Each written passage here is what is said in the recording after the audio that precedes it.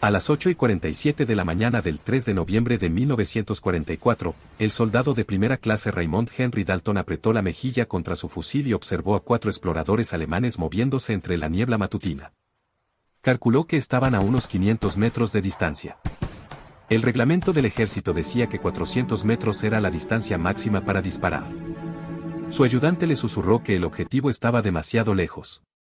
El dedo de Henry Dalton apretó el gatillo de todos modos. En los siguientes 90 segundos, los 4 exploradores caerían, y el reglamento de todo el grupo de ejércitos cambiaría debido a un clavo doblado y un alambre que había tomado de una valla.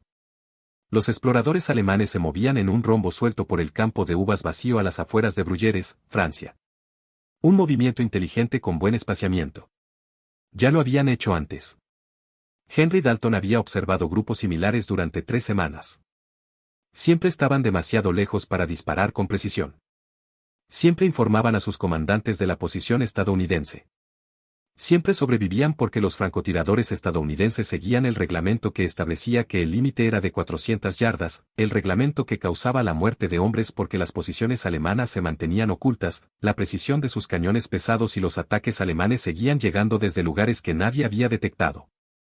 El cambio de Henry Dalton estaba en el cañón de su rifle, donde nadie a su cargo lo había notado. Un clavo de acabado doblado, sujeto a un pequeño trozo de alambre, colocado exactamente a 5,8 centímetros delante del punto de mira. Parecía dañado. Parecía algo que debería haber sido limado en la armería.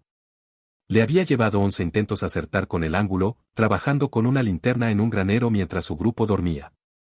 El clavo creó un punto que podía mirar y que le permitía calcular la distancia y apuntar más alto sin matemáticas, sin gráficos, sin los cálculos complicados que funcionaban bien en un campo de prácticas pero fallaban cuando tus manos temblaban y tu aliento se nublaba y los hombres estaban muriendo. Raymond Henry Dalton creció en Gary, Indiana, donde las fábricas de acero pintaban el cielo de naranja por la noche y lo cubrían todo con una fina capa de polvo color óxido. Su padre manejaba una punzonadora en US Steel. Su tío trabajaba en los altos hornos. Raymond empezó en las fábricas a los 16 años, un trabajo de verano que se convirtió en permanente cuando a su padre le falló la espalda. Manejaba una rectificadora que moldeaba piezas de acero medidas en milésimas de pulgada. 8 horas diarias calculando distancias con la vista, haciendo pequeños cambios que marcaban la diferencia entre una pieza que encajaba y una que se desechaba. Aprendió a disparar en la granja de su tío, a las afueras de Valparaíso, con un viejo rifle Winchester que daba fuerte y disparaba bajo. Su tío nunca tuvo dinero para nuevas miras, así que Raymond aprendió a apuntar más alto y a calcular la dirección de la bala por instinto, no por equipo. A los 17 años, podía acertar en postes de cercas a 300 yardas, planeando sus disparos antes de que la bala impactara, adaptándose al viento, sentía que lo dominaba. Su tío lo llamaba un don. Raymond lo consideraba la misma habilidad que el trabajo de afilar, ver las distancias, hacer ajustes, confiar en el ojo. El ejército lo reclutó en enero de 1943. Realizó su entrenamiento básico en Camp Croft, Carolina del Sur, donde se calificó como experto con el M1 Garand y llamó la atención de un sargento que había sido tirador de competición antes de la guerra. El sargento observó a Henry Dalton disparar y notó algo, la forma en que calculaba la distancia sin preguntar, la forma en que percibía el viento que nadie más veía, la forma en que hacía pequeños ajustes entre disparos que parecían naturales pero en realidad eran precisos. 6 semanas después, Henry Dalton asistía a la escuela de francotiradores en Camp Perry, Ohio, aprendiendo las reglas, el manual y que 400 yardas era la distancia efectiva máxima para el rifle Springfield porque así lo indicaba la tabla. Lo cuestionó una vez y le dijeron que la ciencia de las balas estaba establecida, las reglas probadas y que los soldados rasos no reescribían los manuales. Así que aprendió a disparar a 400 yardas y a dejar que los objetivos fuera de esa distancia se alejaran. Aprendió, pero no estaba de acuerdo. El rifle podía disparar más lejos. La mira telescópica podía ver más lejos. Solo que las reglas decían basta. Henry Dalton llegó a Francia en septiembre de 1944, asignado a la 36ª División de Infantería, avanzando hacia los Vosgos. Durante su primera semana, observó cómo un equipo de ametralladoras alemán se desplegaba a 520 yardas, demasiado lejos según las reglas. Informó de la posición. La artillería estaba ocupada en otro lugar. La ametralladora abrió fuego 20 minutos después y mató a 6 hombres de la compañía B, incluyendo a un sargento de Chicago llamado Eddie Jack Merritt, quien había compartido su último cigarrillo con Henry Dalton la noche anterior. Jack Merritt se desangró en un agujero mientras el equipo de ametralladoras recogía sus cosas y salía ileso, ya que se habían desplegado a 120 yardas más allá de la distancia a la que se podía disparar. 3 días después, un observador alemán se instaló en la torre de una iglesia a unos 480 metros. El ayudante de Henry Dalton, un cabo llamado Vincent Chen, de San Francisco, lo midió con binoculares y negó con la cabeza. Demasiado lejos. En 20 minutos, la artillería alemana alcanzó la posición de su compañía con una precisión terrible. 37 bajas, incluyendo al amigo de Chen del entrenamiento básico, un chico de Oregón que planeaba abrir una tienda de artículos deportivos después de la guerra. El observador alemán bajó de la torre a su propio ritmo y desapareció en el bosque, más allá de la burbuja de 400 metros, donde los francotiradores estadounidenses podían alcanzarlo.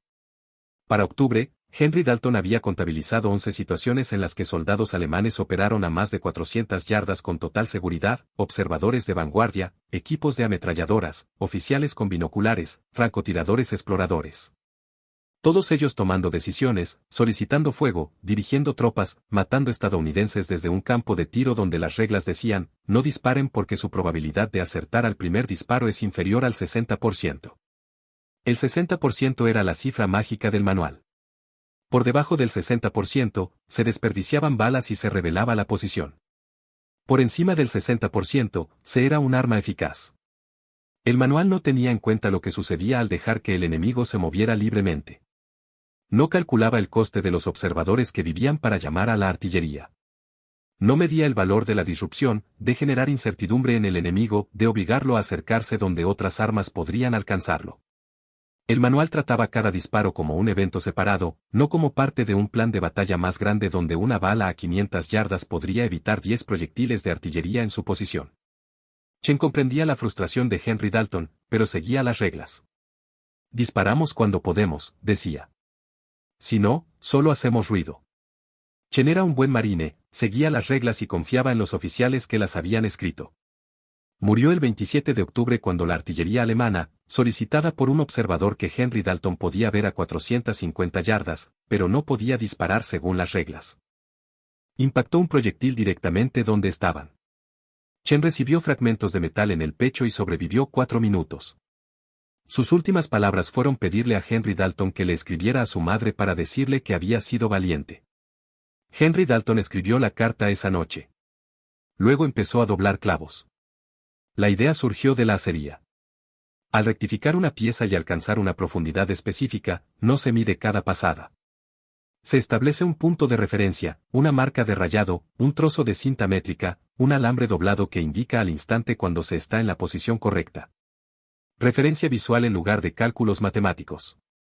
Henry Dalton necesitaba lo mismo para su rifle, una referencia que le indicara al instante cuánto apuntar más alto a diferentes distancias. Había estudiado la trayectoria de la bala. Un proyectil 2030-2006 de 150 granos del Springfield cae unos 96 cm a 457 metros, y 140 centímetros a 557 metros, con condiciones meteorológicas normales. La mira telescópica de su rifle tenía marcas, pero usarlas requería cálculos mentales, medir el objetivo en unidades, convertir a distancia, calcular cuánto apuntar más alto, ajustar el viento.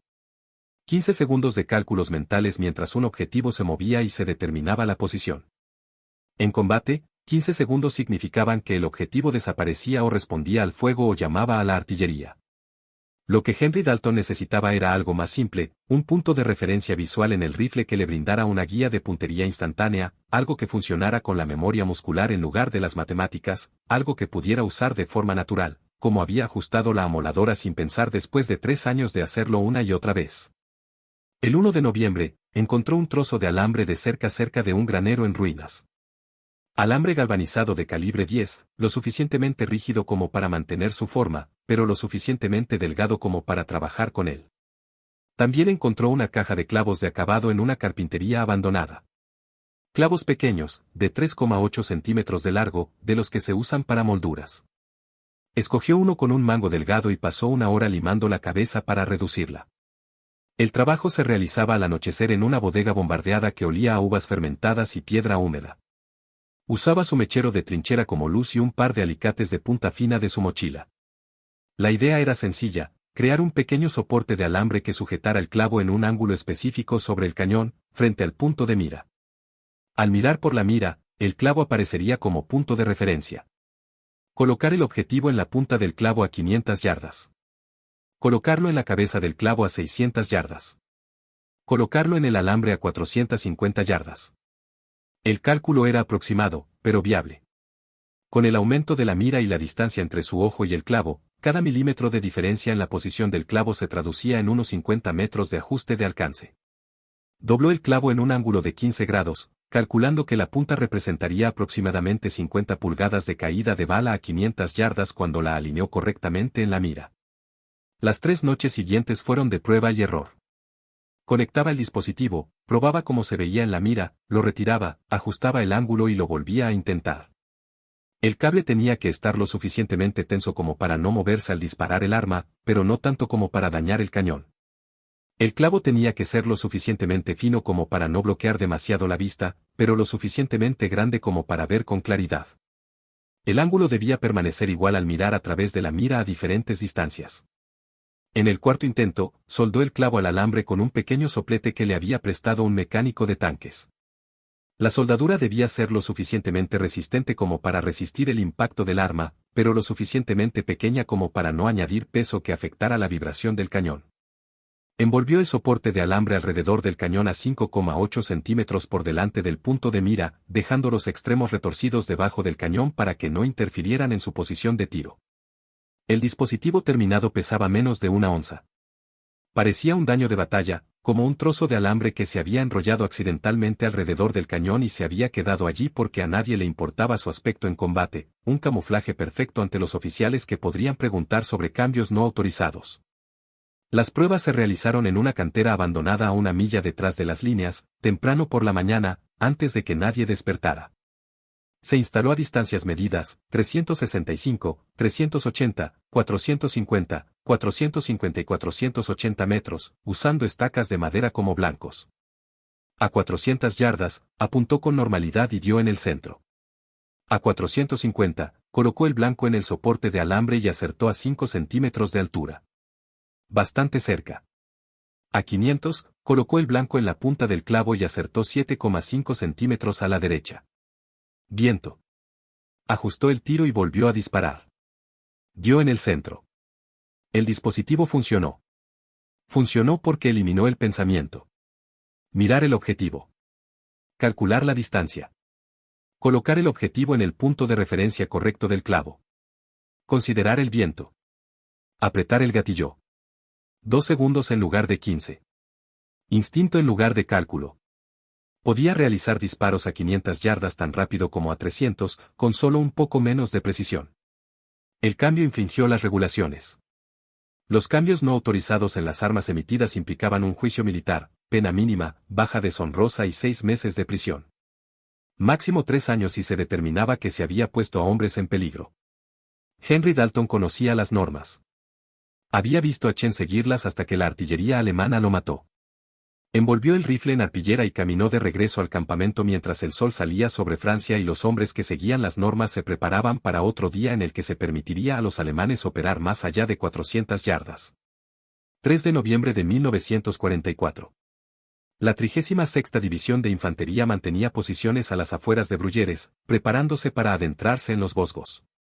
Henry Dalton y su nuevo observador, un sustituto texano llamado Holland, se refugiaron en un granero parcialmente derrumbado con vistas a viñedos vacíos. Holland llevaba 5 días con la unidad, conocía las reglas y confiaba en el manual. Henry Dalton no le había hablado del clavo. La niebla matutina redujo la visibilidad a 600 yardas, una neblina gris se extendía entre las hileras de viñedos como humo. Henry Dalton observaba a través de su mira telescópica, buscando movimiento, sabiendo que los exploradores alemanes usarían la niebla para cubrirse. Llevaban 3 días revisando las posiciones estadounidenses, buscando puntos débiles para un ataque inminente. Cada explorador que escapaba significaba mejor inteligencia alemana, artillería más precisa y más bajas estadounidenses. 8:45 de la mañana, movimiento a unos 500 metros. 4 figuras surgían de la línea de niebla, avanzando en formación de batalla por el viñedo. Alemanes. Henry Dalton pudo ver claramente sus uniformes grises de campaña y sus cascos de carbón en la mira telescópica. Holland los midió con binoculares. 500 yardas, quizá 520, susurró Holland. Demasiado lejos. Esperen a que se acerquen. Henry Dalton se sentó detrás del rifle. Los exploradores se movían con cuidado, comprobando las líneas de visión, estudiando las posiciones estadounidenses, hombres experimentados, sin duda, que conocían el terreno. Llevaban binoculares y estuches para mapas. Oficiales o exploradores veteranos. Objetivos valiosos. Si informaban, las posiciones estadounidenses serían delatadas. Si sobrevivían, morirían hombres. Reglas estándar: esperar. Dejar que se acerquen. Disparar con alta probabilidad a 350 yardas al llegar al lecho del arroyo. El disparo seguro. El disparo manual. El disparo que les permitió observar las posiciones estadounidenses durante otros 4 minutos y obtener información que mataría a soldados esa noche. Henry Dalton pensó en Chen. Pensó en Jack Meret sangrando en el agujero. Pensó en el chico de Oregón que quería vender cañas de pescar. Pensó en todos los hombres que habían muerto porque las reglas decían, déjalos caminar hasta que estén lo suficientemente cerca como para tener un 60% de posibilidades de acertar al primer tiro. Colocó la mira. El explorador principal apareció claramente en la mira, consultando un mapa y hablando con los demás. Henry Dalton calculó 510 yardas basándose en puntos de referencia que había memorizado. Colocó el pecho del explorador en la punta del clavo, la referencia de 500 yardas, y lo ajustó ligeramente hacia arriba. Apenas había viento, quizás 3 kilómetros por hora de izquierda a derecha. Ajustó una unidad a la derecha. Holland siseó, demasiado lejos. Espera. Henry Dalton apretó el gatillo. El Springfield dio una patada. El sonido recorrió el viñedo. El explorador líder cayó como si alguien le hubiera cortado las cuerdas. Muerto antes de tocar el suelo. Los otros 3 se dispersaron al instante. Reacción profesional, moviéndose a posiciones separadas en las hileras del viñedo. Buen entrenamiento. No lo salvaría. Henry Dalton accionó el cerrojo y encontró al segundo explorador moviéndose hacia la izquierda, a unos 450 metros. Lo colocó en la punta del clavo, ajustó su movimiento y apretó. El explorador tropezó y cayó. No volvió a moverse. El tercer explorador cometió el error de detenerse detrás de un poste de parra, pensando que le serviría de cobertura. Lo ocultó de la vista, pero no de las balas. Henry Dalton lo midió a 515 yardas. Punta de uña, ligero ajuste hacia arriba. El disparo tardó 4 segundos en prepararse. La bala atravesó el poste de parra y al explorador que estaba detrás. El cuarto explorador corrió. Jugada inteligente. Dirección equivocada. Se dirigió hacia la línea de niebla, buscando refugio, mostrando la espalda a unos 520 metros. Blanco móvil, el alcance máximo para el sistema de Henry Dalton. Lideró al explorador en 2 unidades, posicionó el clavo, controló su respiración, apretó el gatillo durante la pausa natural entre latidos. Al explorador le fallaron las piernas. Cayó entre las enredaderas y no se levantó. 90 segundos. 4 disparos. 4 impactos. Promedio de 500 metros. Todos muertos. Holland miró por los binoculares. Dios mío. ¿Qué acabas de hacer? Henry Dalton accionó el cerrojo, disparando el último proyectil vacío. Evité que llamaran a la artillería sobre nuestra posición esta noche. Son más de 500 yardas. El manual dice. El manual dice que nos observen y nos informen. Ya no lo sigo. Holland bajó los binoculares lentamente, estudiando a Henry Dalton como si acabara de hablar en chino. ¿Cómo? ¿Cómo lo mediste? No te vi usar las marcas. Henry Dalton señaló el clavo doblado de su cañón. Punto de referencia. Como la mira de un arma, pero para apuntar más alto. Me tomó 4 intentos acertar. Holland se quedó mirando el cambio. Eso no está autorizado. Es un juicio marcial. ¿Y qué decir de dejar que los alemanes maten a nuestros hombres porque nos da miedo disparar a más de 400 yardas? Henry Dalton empezó a empacar su equipo. ¿Quieres denunciarlo? Denúncialo. Seguiré usándolo hasta que me quiten el rifle.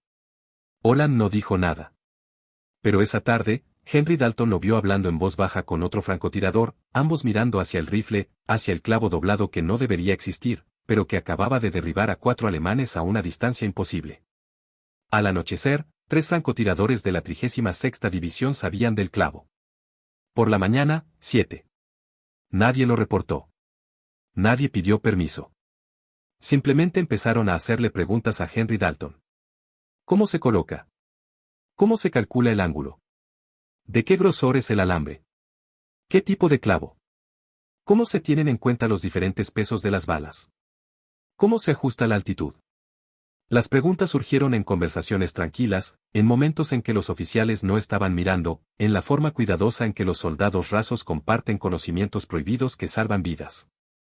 Henry Dalton se los mostró, no porque buscara reconocimiento, sino porque los hombres morían a la vista de objetivos a los que no podían disparar.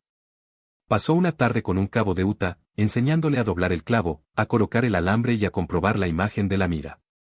El cabo hizo su propia versión esa noche, con un diseño ligeramente diferente. Usó un clavo de herradura y un alambre más grueso, pero con la misma idea, referencia visual para un mayor alcance. Un sargento de Brooklyn se enteró y fue a ver a Henry Dalton durante el desayuno.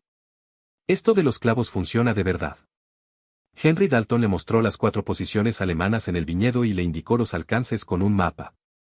El sargento estudió las distancias y guardó silencio.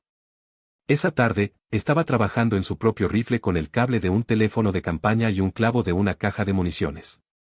No existía ningún papeleo oficial, ninguna aprobación de ingeniería, ninguna inspección del armero, solo conversaciones susurradas entre francotiradores que estaban cansados de ver a los alemanes operar libremente a más de 400 yardas. El cambio se extendió por la 36ª División como un rumor. Cada hombre hacía pequeños ajustes al diseño.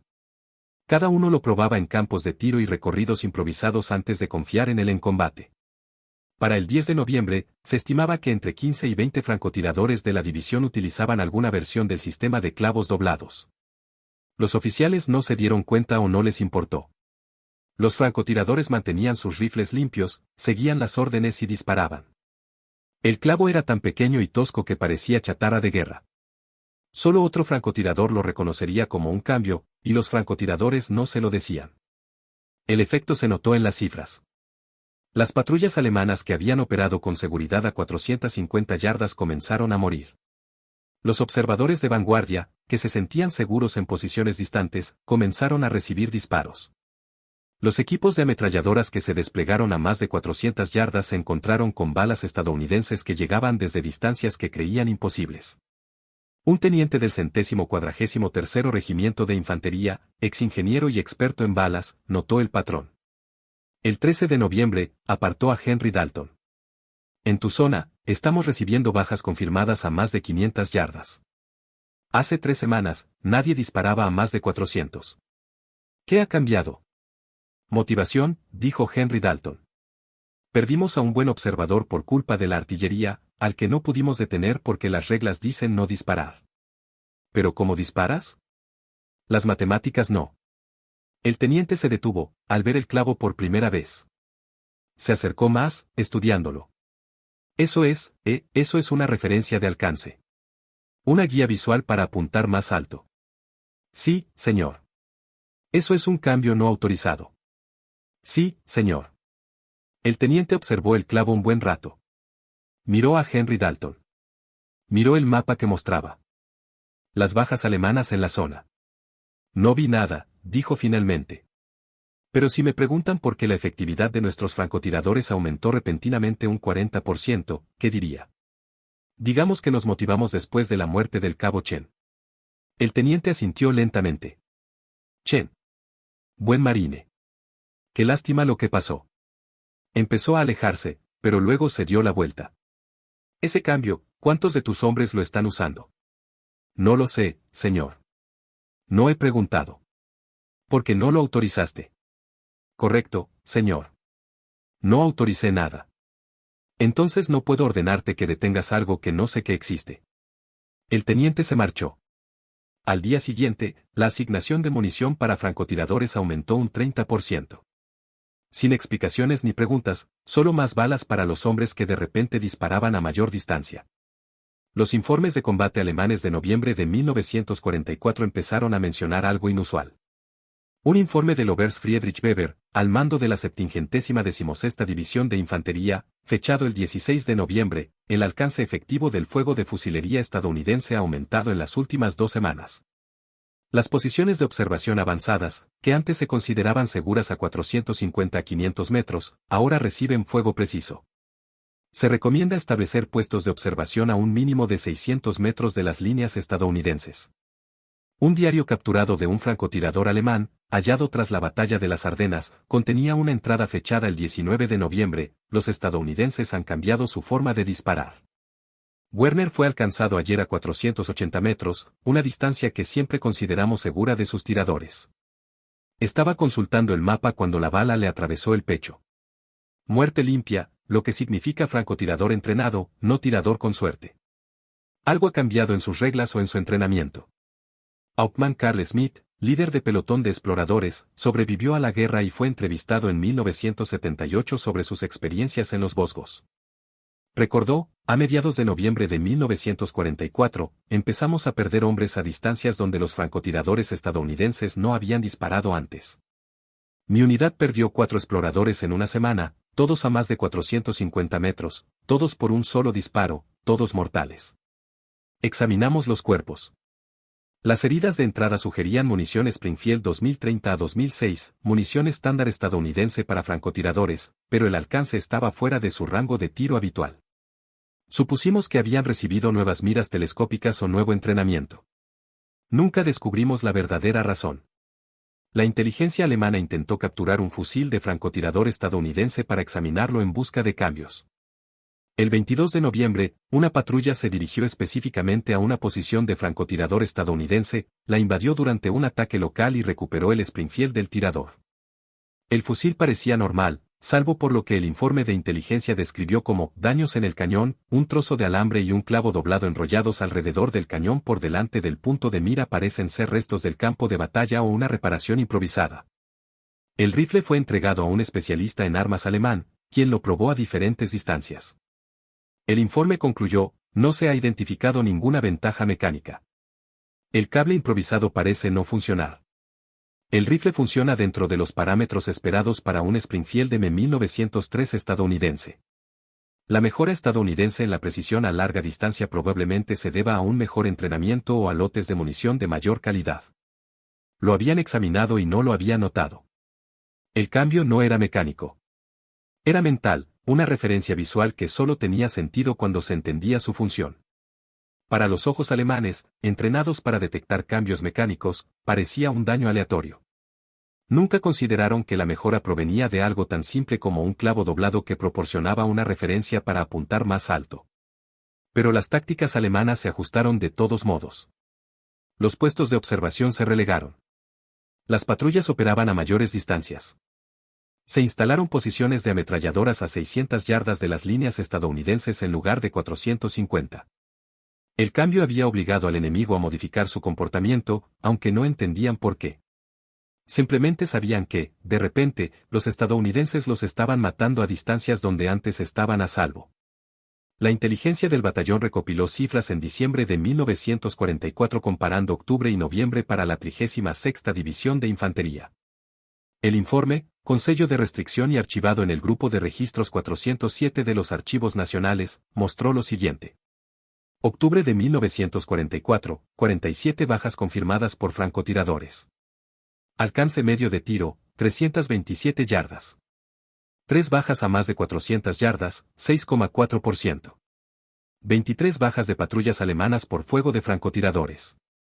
183 bajas estadounidenses por artillería alemana detectadas por observadores.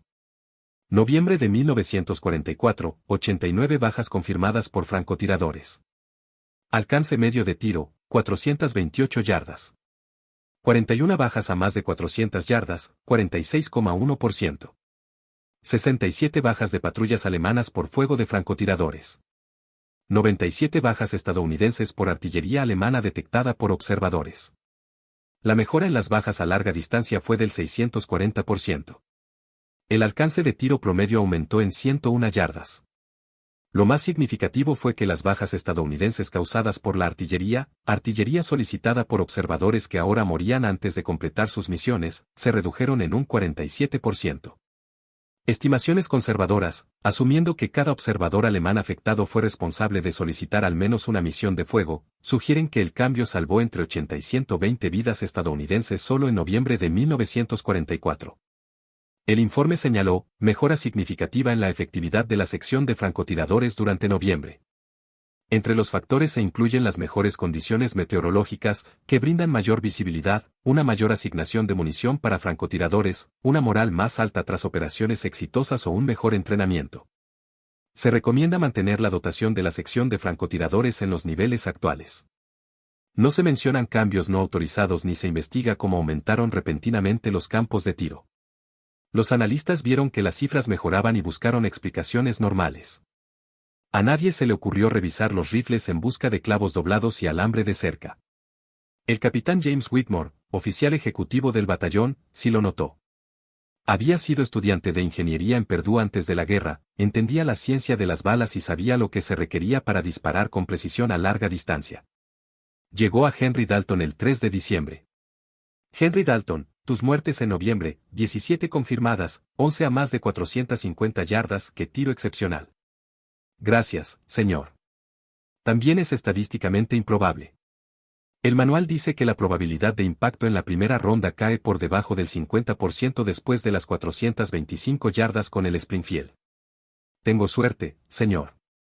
La suerte no sigue patrones constantes. Estás haciendo algo diferente. Whitmore estudió el rifle de Henry Dalton y encontró el clavo. Eso es una referencia para apuntar más alto. Sí, señor. ¿Quién te autorizó a cambiar tu arma? Nadie, señor. Ya sabes que esto es un juicio marcial. Sí, señor. También lo es ver morir a hombres porque las reglas dicen que no puedo disparar.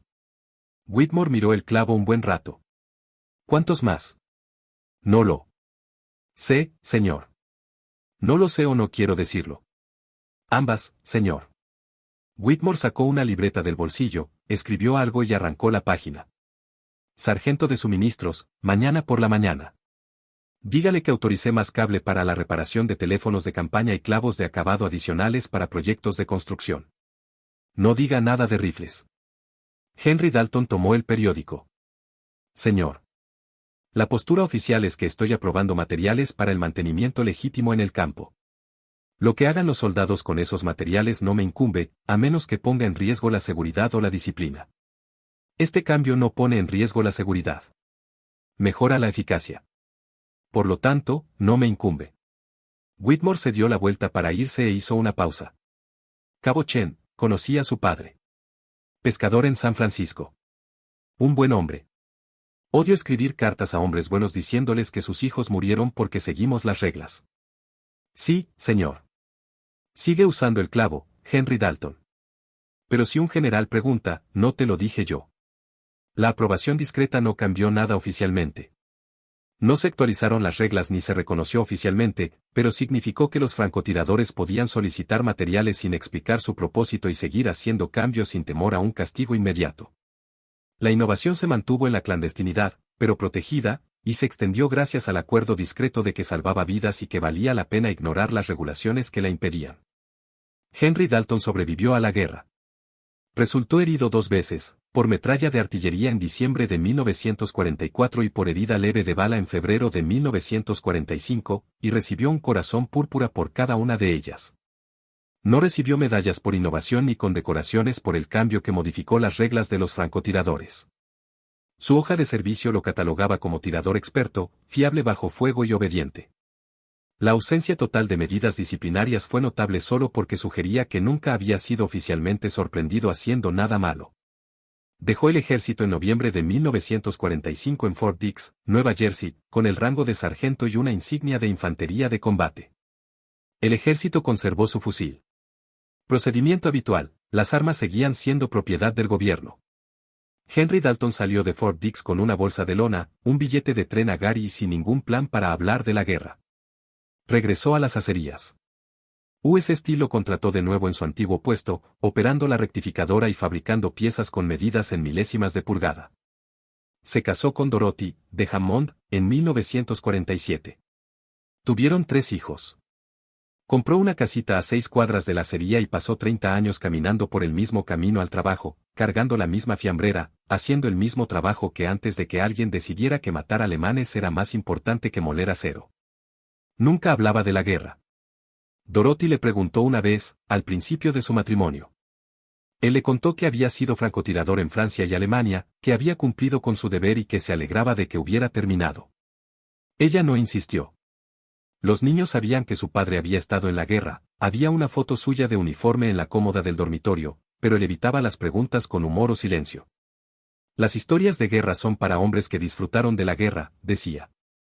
Solo quería volver a casa. No guardaba recuerdos, ni equipo alemán capturado, ni recuerdos de la unidad, ni álbumes de cartas ni fotografías. Se unió al puesto de la VFW en Gary, pero asistía quizás 2 veces al año, generalmente a los funerales. Otros veteranos querían recordar. Henry Dalton quería olvidar. En 1963, un escritor de la revista American Rifleman lo contactó. Alguien había mencionado su nombre en relación con el cambio de clavos doblados. El escritor quería entrevistarlo para un artículo sobre innovaciones de campo en la Segunda Guerra Mundial. Henry Dalton se negó. El escritor siguió intentándolo. Henry Dalton colgó el teléfono y nunca respondió a las llamadas posteriores. Se jubiló de US Steel en 1978 con una pensión y un apretón de manos, y abrió un pequeño negocio de reparación de armas en su garaje, arreglando rifles de caza para vecinos y amigos. Un buen trabajo, un trabajo tranquilo, sin combates, sin reglas, sin ver morir a hombres porque las regulaciones te impedían hacer lo que debías hacer. Murió en 1994 a los 71 años de un infarto mientras veía la televisión. Dorothy lo encontró en su silla, tranquilo, desaparecido.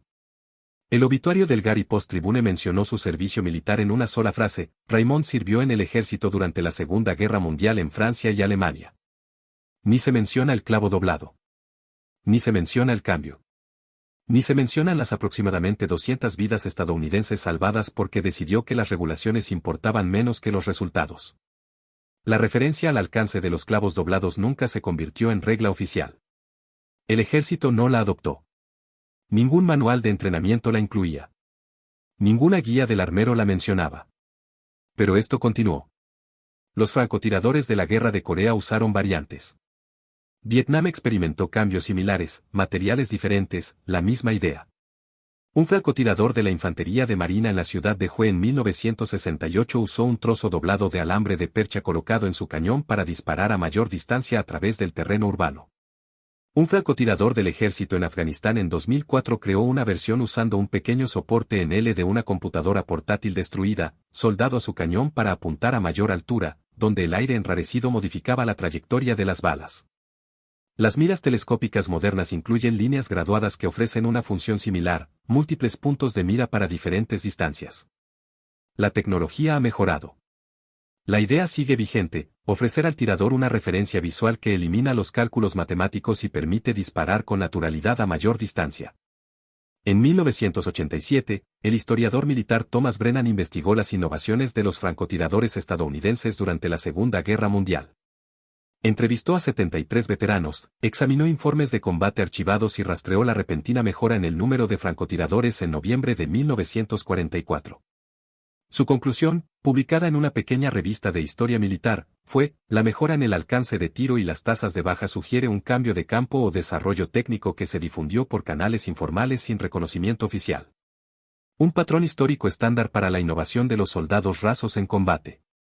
Los cambios efectivos surgen de la necesidad, se propagan de boca en boca, mejoran significativamente los resultados y no reciben reconocimiento oficial porque infringen las regulaciones.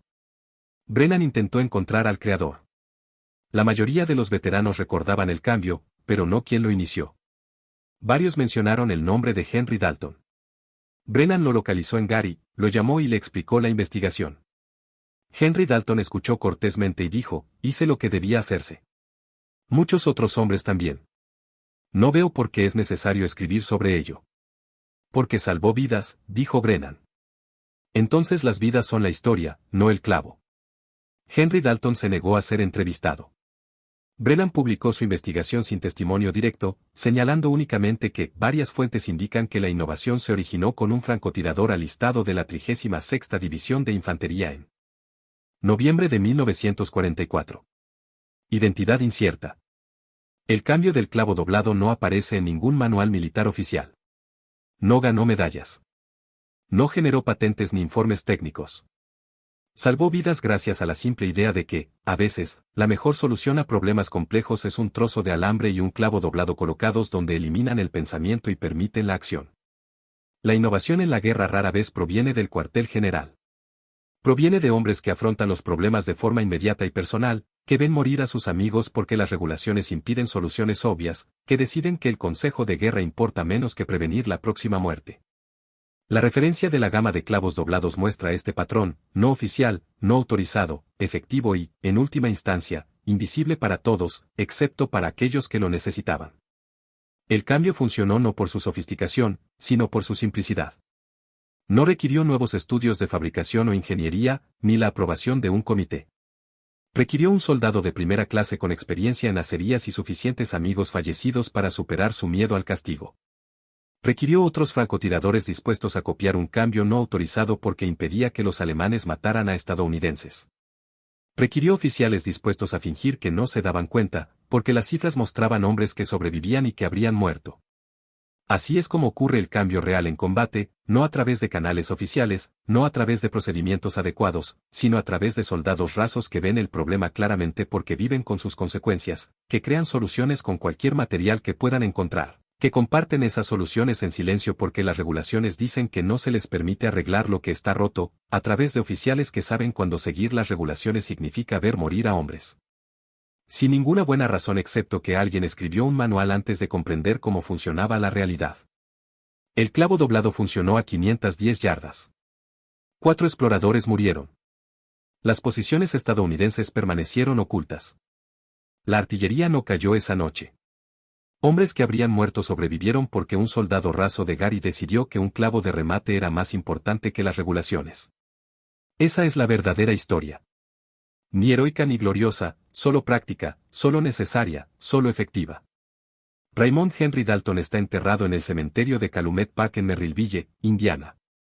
Su lápida contiene su nombre, las fechas y una pequeña anotación, sargento del Ejército de los Estados Unidos, Segunda Guerra Mundial. No se menciona la innovación ni el clavo.